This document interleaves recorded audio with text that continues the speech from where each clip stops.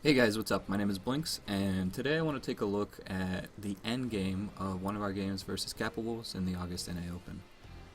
For those of you guys that remember this game, it was a really close game, and if you take a look at the levels right now, we're actually behind in levels, although we are ahead in structures.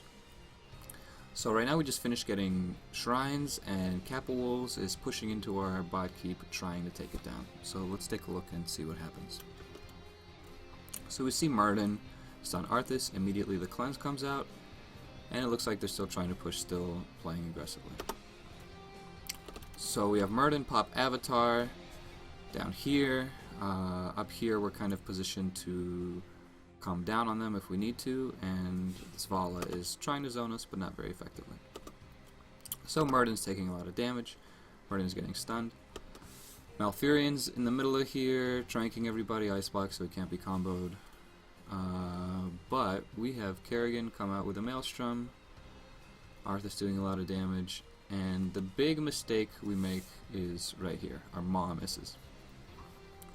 We were playing on a little bit of ping during this game, but we still shouldn't have missed Maw or anything like that. So after our Maw misses, it's not the end of the world. But we make the mistake of still pushing forward, thinking that, alright, we got the momentum, we got this, and we keep pushing forward, even though our Maw, which is basically the most important ability on our team comp, it's kind of what our team comp is centered around, doesn't get any value for us. So, as soon as I'm talking about we push in, we just saw that Kerrigan combos 3 of us and gets a lot of damage in our Zagara, who, once again, I'm going to be saying this a lot, is the instrumental member of our comp. And Kappa Wolves knows this, so that's why they're going for her, that's why they're about to blink onto her and kill her. So we see Zagara back here, she's been envenomed. Malf tosses her a heal, but we have Vala back here vault in and ended up killing her. So at this point, we've lost 2 people. It's 21-15 in the game. This keep is pretty low, and boss is up. So Kappa Wolves have 2 decisions to make. They can kill our keep and wait for shrines, possibly allowing one of us to spawn again, actually definitely because the last shrines just happened, or they can go for a boss kill. So I would say 100% of the time in these types of situations, the correct call would be to go for a boss, and that's exactly what they did. So, oh, maybe they kill the keep first too, yeah, I guess they get both. So, them getting both, it's really hard not to kill that keep, but I think that them getting both is one of the things that led us to be able to come back in this game.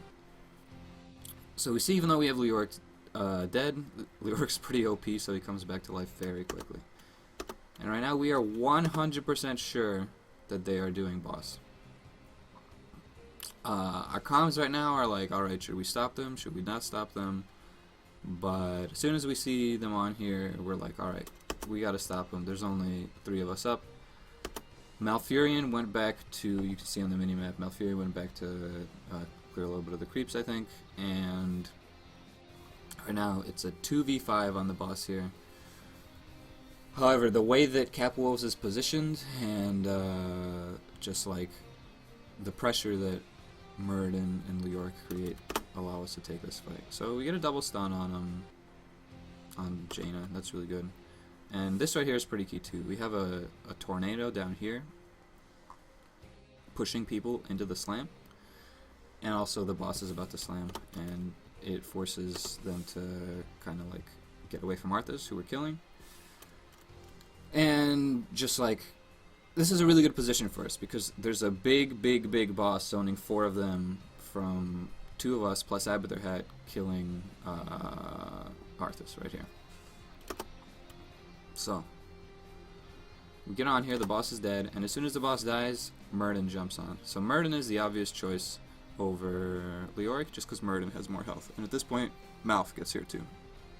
So if you take a look, we don't have any of our ultimates available besides Ultimate Evolution and what is this called? March of the Black King? Something like that? Well, it's Leoric's March ability that deals damage and heals him. So right now what's really super instrumental is for us to focus down people one at a time. One of the things we called out really early in comms is we do not care about Jaina, because Jaina has absolutely no mana. So,